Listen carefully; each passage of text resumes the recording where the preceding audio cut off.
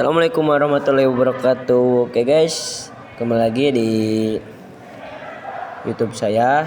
Sekarang saya akan menjelaskan mengenai apa itu networking model.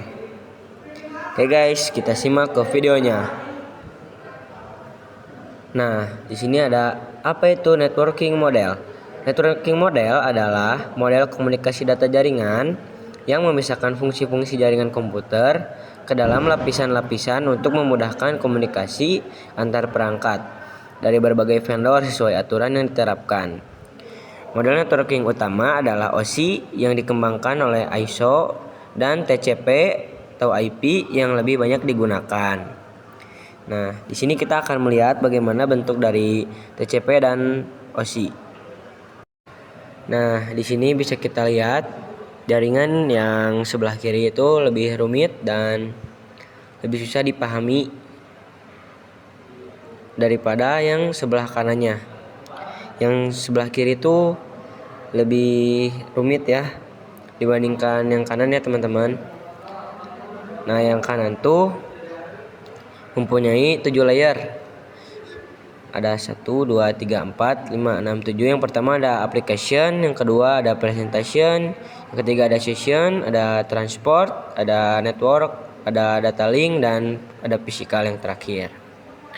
Nah, dari 7 layer ini itu dibagi menjadi 2. Nah, yang bagian bawah umumnya berfokus pada perangkat keras dan revolusi fisik. Data keuntungannya mempermudah pengelolaan jaringan dan memastikan setiap komponen penggunaan bahasa yang sama untuk berkomunikasi.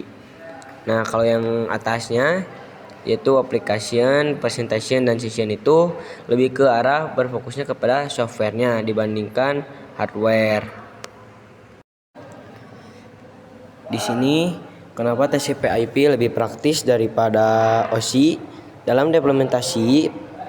Praktis karena strukturnya lebih sederhana dan juga lebih efisien dan merupakan standar dasar internet yang diadopsi secara universal. Berbeda dengan OSI yang bersifat fleksibel.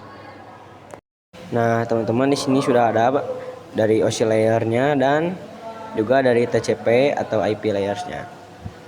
Di sini perbedaannya sudah sangat jelas ya teman-teman. Dari OSI layer mempunyai 7 layer. Dan dari TCP layer itu mempunyai 4 layer, dan juga TCP layer itu lebih praktis dan ringkas. Juga dua model ini arsitekturnya yang digunakan juga sebagai standar untuk mendeskripsikan bagaimana data dikirimkan dari satu perangkat ke perangkat lainnya melalui jaringan. Nah, di sini ada OSI, yaitu application layer adalah lapisan ketujuh dan teratas dalam model OSI, serta model TCP/IP yang berfungsi sebagai antarmuka langsung antara pengguna aplikasi perangkat lunak seperti browser atau email dan jaringan. Lapisan ini mengatur pertukaran data, menyediakan layanan jaringan, dan menginisiasi komunikasi jaringan. Selanjutnya ada pengertian. Transport layer adalah lapisan keempat dalam model OSI yang bertanggung jawab menyediakan komunikasi ujung ke ujung atau end-to-end yang andal, efisien, dan terstruktur antara perangkat jaringan. Fungsi utamanya meliputi pemecahan data menjadi segmen, penomoran, urutan, kontrol aliran, dan perbaikan kesalahan menggunakan protokol seperti TCP atau UDP. Fungsi utamanya yaitu segmentasi dan penyusunan ulang, memecah data berukuran besar dari session layer menjadi segmen-segmen kecil dan menyusunnya kembali di sisi penerimanya. Kedua, ada pengalamatan port atau port addressing, menggunakan port number atau memastikan data sampai ke aplikasi atau layanan yang tepat pada host tujuan. Selanjutnya di sini ada networking layer. Ada network layer 3 atau lapisan jaringan. Pada mode OSI bertanggung jawab untuk pengalaman logis atau IP address dan routing paket data antar jaringan yang berbeda. Layer ini menentukan jalur terbaik untuk pengiriman data dari sumber ke tujuan, memastikan konektivitas end-to-end. Perangkat utamanya adalah router dan layer ketiga switch. Kedua ada pengalamatan logis atau logical addressing, mengelola pengalamatan perangkat dengan menetapkan alamat IP, IP address, sumber dan tujuan pada setiap paket data. Routing atau perutuan, menentukan jalur terbaik atau best path untuk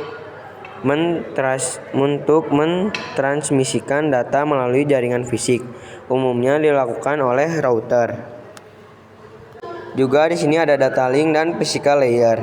Data link layer atau layer kedua dan physical layer ke-1 adalah dua lapisan terbawah model OSI yang bertanggung jawab atas transmisi data fisik antar perangkat dalam jaringan. Data link mengelompokkan data menjadi frame dan menangani MAC addressing, sedangkan physical layer mengubah frame menjadi sinyal listrik, cahaya, radio untuk dikirimkan melalui media transmisi. Dan yang terakhir ada enskapsulasi dan dekapsulasi, adalah proses inti dalam pengiriman data jaringan. Enkapsulasi membungkus data dengan header atau trailer, informasi kontrol dari lapisan OSI atas ke bawah, sedangkan dekapsulasi melepasnya saat data diterima. Ini memastikan data terkirim aman dan terarah. Sinonim umum yaitu pengemasan atau penyembunyian data, enkapsulasi, dan pembongkaran atau pelepasan data yaitu dekapsulasi. Nah, kita sudah ada di penjelasannya. Sekarang kita di sini ambil dulu ke end device PC-nya. Kita ambil dulu 2. Sama di sini kita ke device, kita ambil PT switch tuh. Terus buat gedung sebelahnya kita ambil lagi 1. Kita ambil 3 ya. 2 3 sama satu lagi switch yang PT switch. Nah, kalau udah kayak gini, kita di sini ke kabelnya dulu, kita kabelin dari PC-nya ke switch. Kita sambungin. Oke.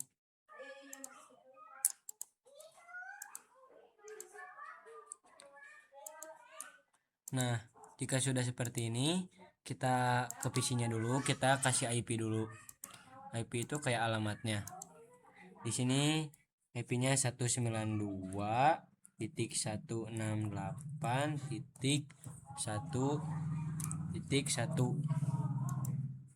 Di sini subnet masknya kita ganti yang nolnya jadi 224. Seperti yang tadi udah dijelasin ya. Ini kita ke PC 1 sama kayak tadi. Ke desktop IP configuration itu 92.8.1.2. Nah, sini IP configurationnya kita sama kayak tadi 224. Nah, udah kayak gitu kita ke X, sama kita ke PC 2, kita sama kayak tadi, kita IP configuration. Cuma di sini karena kita beda gedung, jadi kita di sini pakai IP-nya 10.10.10.10. Subnet masknya tetap sama kayak tadi, 255.255.255.224. Di PC 3 nya kita IP-in lagi 10.10.10.11. Kita bedain sama yang tadi biar gak petubruk.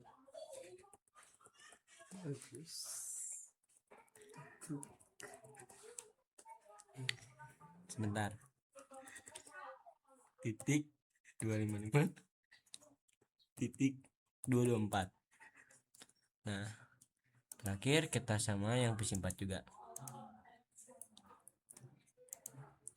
Configuration 10.10.10.12. Nah, sini kita sama 255.255.224. Nah, setelah ini kita coba dari PC 0 ke PC 1. Kita ke desktop, ke command prompt. Di sini kita coba ping. kita masukin IP-nya 192.168.1.2. Oke, di sini hasilnya reply ya. Kalau reply berarti berhasil. Nah, saya juga di sini ada cara cepatnya ya, cara gampangnya. Kita ini di gambar surat kita ambil dari PC 0 ke PC 1. Sukses ya. Nah, buat nyambungin dari gedung 1 ke gedung 2 ini, kita perlu alat tambahan ke network device. Di sini kita cari PT router. Nah, kita ke kabelnya kita sambungin lagi ke sini. Nah, setelah kayak gini kita kasih ini dulu routernya.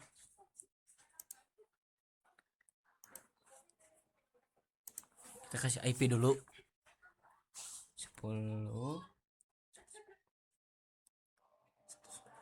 192.168.1.3.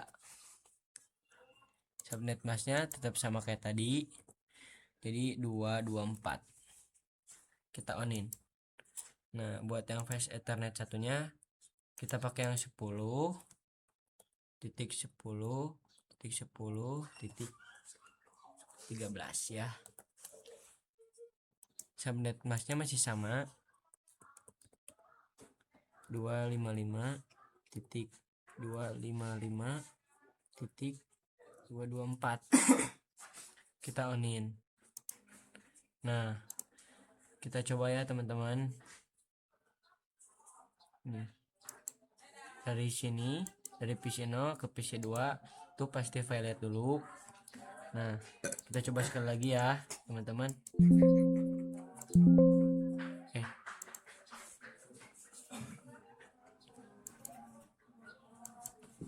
Sebentar teman-teman.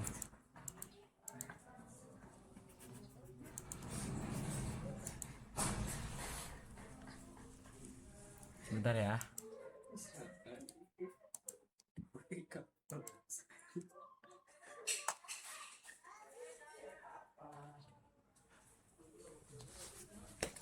Oke, sebentar teman-teman. Kita coba cek dulu gateway-nya ke desktop IP configuration. Oh, ini guys, defaultnya lupa kita kasih. Maaf ya teman-teman. Tuh. Default gateway-nya 192.168.1.3. Kita samain sama yang tadi ya, sama yang di routernya.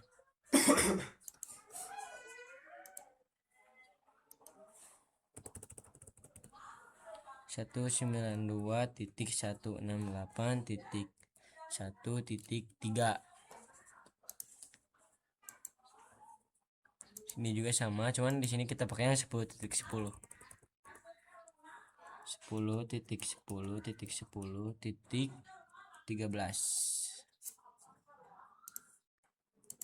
Sama yang ininya juga 10.10.10.13.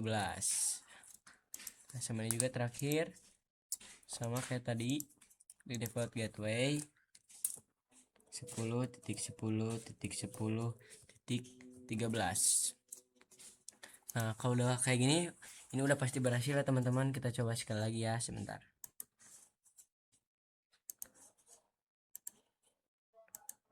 Di sini pasti violet. Kita coba sekali lagi. Sukses ya teman-teman. Kita coba lagi ya, dari PC 1 ke PC 3 nya. Ini violet. Kita coba sekali lagi. Sukses ya teman-teman. Nah, jadi segitu saja ya teman-teman penjelasan dari saya. Mohon maaf karena masih ada salah. Terima kasih sudah menonton. Assalamualaikum warahmatullahi wabarakatuh.